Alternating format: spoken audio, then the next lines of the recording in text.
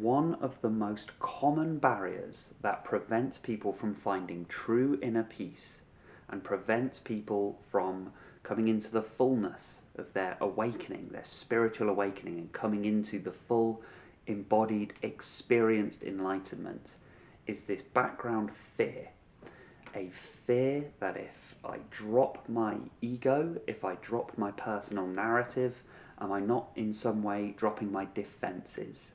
Am I not just opening myself up to manipulation and attack by manipulators, by abusers, by narcissists, by by these low consciousness entities, or we could use the terminology, these demonic beings, these such low consciousness people, and that they have been completely disconnected from the source. They've been disconnected from God. They've turned away from the light of consciousness. If you've been in this space for a little while, and if you've been doing any sort of healing at all, you will have come across the type of people that I'm talking about here. In modern day terminology, we often use the term narcissist, but you could use so many different terms: the manipulators, the liars, the emotional abusers, the sneaky people, the backbiters, the jealous, the envious, whatever you want to call them, whatever language you want to call, you know who I'm talking about.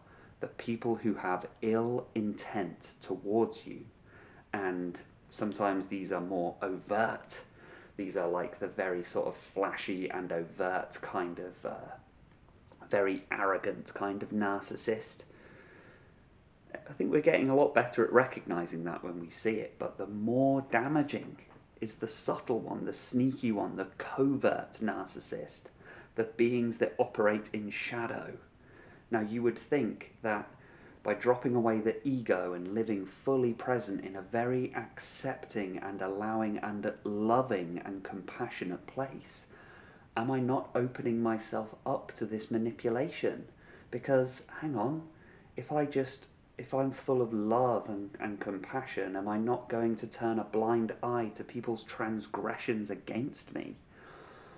In my experience, the opposite is true. The opposite is true, and there are two reasons why meditation and awakening, spiritual awakening and spiritual practice, protects you from the narcissist, protects you, guards you against manipulation. There are two reasons on an internal level why this understanding and this deep spiritual practice protects you from the narcissist.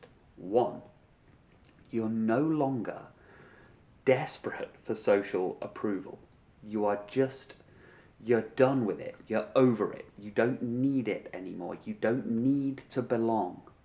It's nice to have the company of nice friends, that's fine, but you don't need it anymore. You don't crave the slightest bit of social approval. A lot of people don't realize that they are bound to this world by that.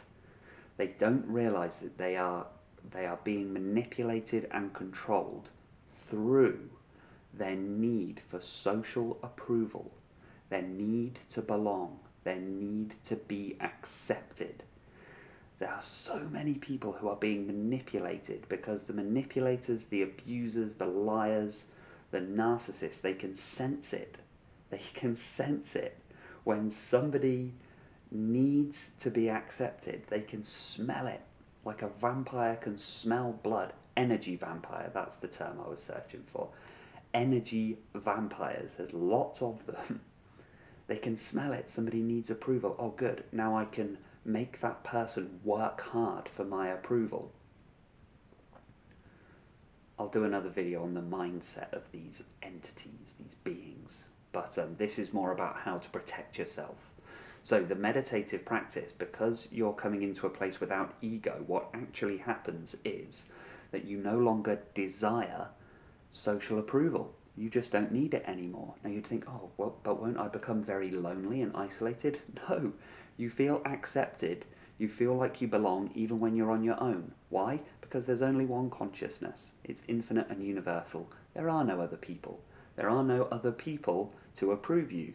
That's what's actually happening when you're craving social approval, when you're craving belonging. What you're actually craving is a return to source, a return to infinite universal consciousness.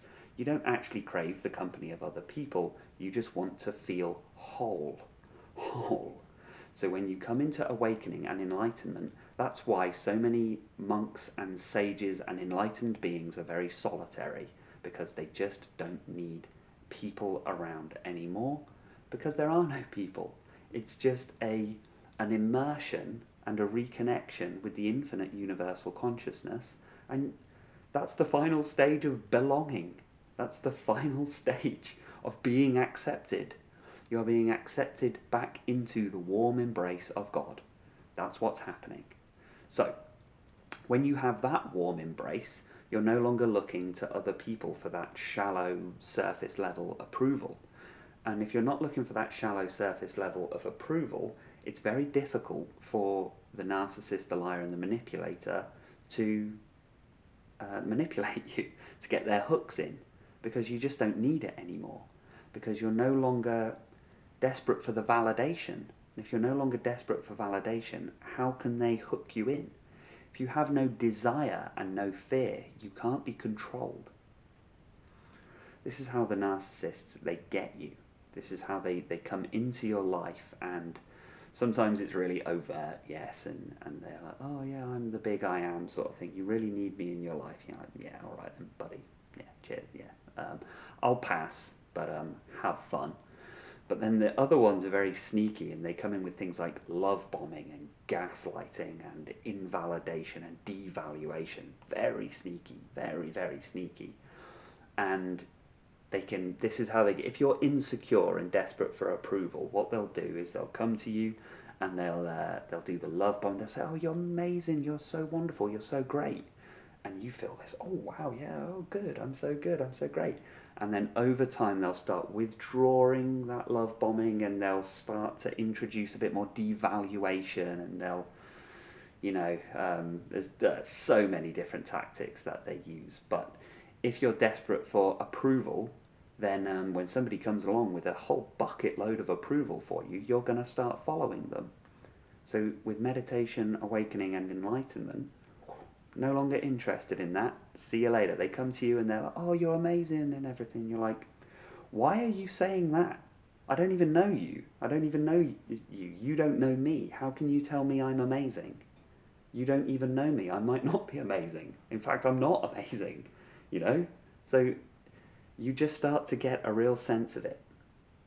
And that's the second part. That's the second way that awakening and meditative and spiritual practice protects you from the narcissist, the liar, and the manipulator, the energy vampire, is because you get a much deeper feeling for energy. You're no longer interested in the content of somebody's words. You're no longer interested in their physical appearance, how they look. You're no longer really even all that interested in their behavior, because you can sense their energy. You just get a sense, and it was creepy. For me, it was really unsettling for a while when I came to realize that somebody's appearance, their words, their behaviors, their speech, their whole demeanor does not match what's going on internally for them. When you get to that level of awakening that you can see what's going on internally in someone, you can see the energy of their... Some of them don't have souls. I'm just going to say that straight up, because I was going to say the energy of their soul, but more often than not, it's the fact that there's an absence of soul there. Terrifying. Non-human entities. They exist, I'm telling you. Sometimes it's just so dim that you're just like, wow. So on the surface, they're all bright smiles and full face of makeup, and they look, or they're all like in their suit and they drive their BMW and stuff, and it's all like, yeah.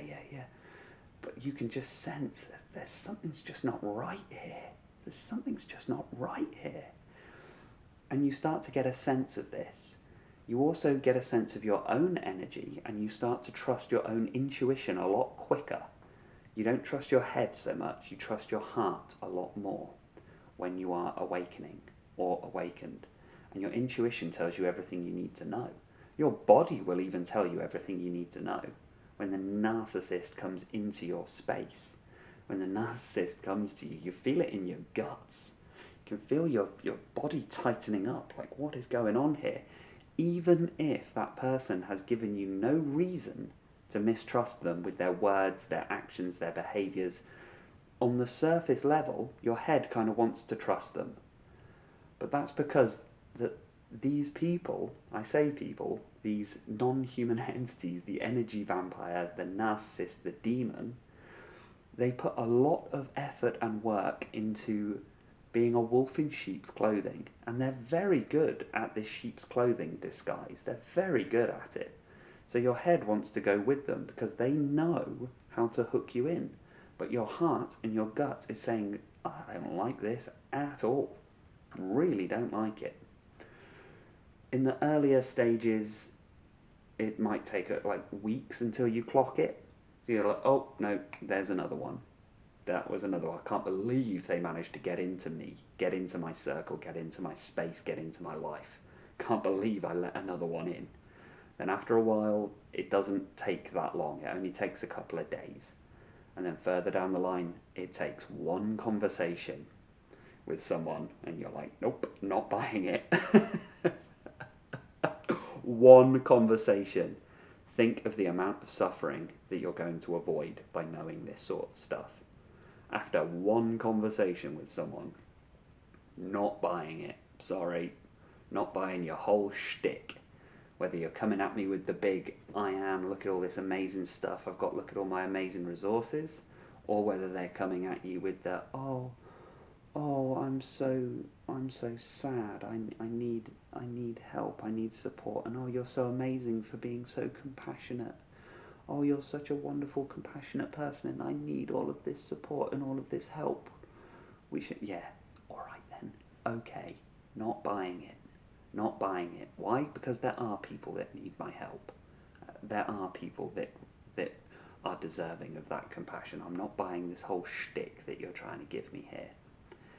And then really far down the line, they don't even have to open their mouth. You can feel it before you even come into contact with them. You can just feel it. You can just feel it in the energy. It's like, you know, like a cold breeze on a summer day. Just when you're feeling warm and relaxed, and it's just a cold breeze that gets into your neck. That's how it feels, but on a spiritual level. You feel it in your spirit. So, that is the main two ways that meditation and spiritual awakening protects you from the narcissist. The energy vampire, the manipulator, the abuser. That's everything I have for you today. Take care, be well, and stay present.